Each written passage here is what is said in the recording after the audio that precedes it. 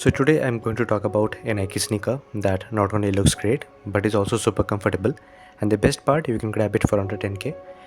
Yet surprisingly not many people are talking about it, so let me introduce you to the Nike P6000.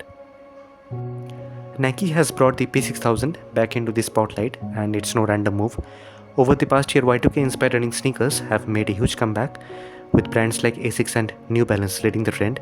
Nike's Zoom Vomero 5 has been the standout in this category, constantly selling out in almost every colorway possible. But if you're looking for something more budget friendly without compromising on that retro tech vibe, the P6000 is a solid pick. It comes in at around 8k, while the Vomero 5 will cost you nearly double, around 15k. At around 8k, the Nike P6000 offers some of the best value you will find in today's sneaker market, especially considering how prices have gone up across the board. The pair I have here is the KHAKI metallic silver colorway, and I will drop a link in the description where you can check out all the current Nike P6000 color options available on Nike's website. Personally, I had to pick this up not just because this colorway looks amazing, but also because of the layered design. The multiple panels on the upper allow Nike to get really creative with the color blocking. Now for a bit of sneaker history. The sneaker is actually a combination of two different models, the Nike Pegasus 25 as well as the Nike Pegasus 2006.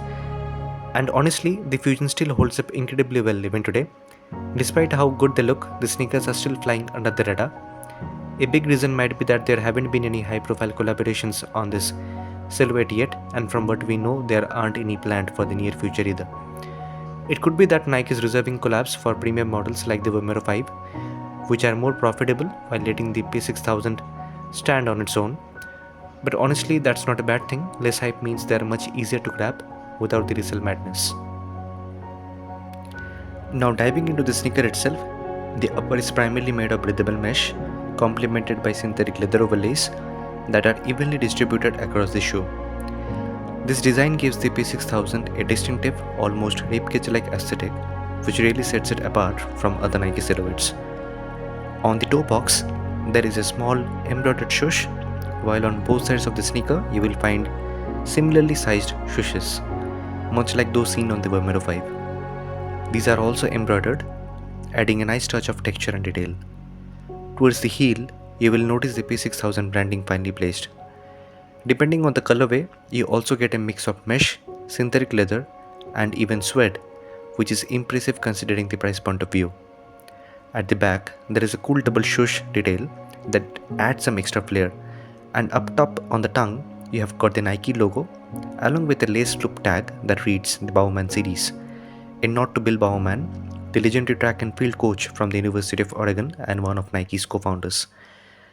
It's a thoughtful tribute that ties in Nike's roots with the modern design. When it comes to cushioning, the P6000 features a foam midsole that feels incredibly comfortable on feet. Honestly, it's on a whole different level compared to other Nike sneakers in this price range, like the Air Force 1 Blazer or even the Dunk. Comfort-wise, the P6000 completely outshines them. It's not even a fair comparison. Now, if you are comparing it to the Vomero 5, the edge does go slightly to the Vomero thanks to its more advanced zoom cushioning technology. But considering the price difference, the P6000 still holds its own impressively well. Underfoot, you get solid rubber traction, and I really like that subtle pop of color on the outsole. It's a beige or khaki tinted tone that adds some nice contrast. Also worth nothing, these are incredibly lightweight, especially for sneakers in this price category. That makes them great for all day wear, whether you are walking around the city or just looking for something stylish and comfortable. As for sizing, you can safely go with your true Nike size.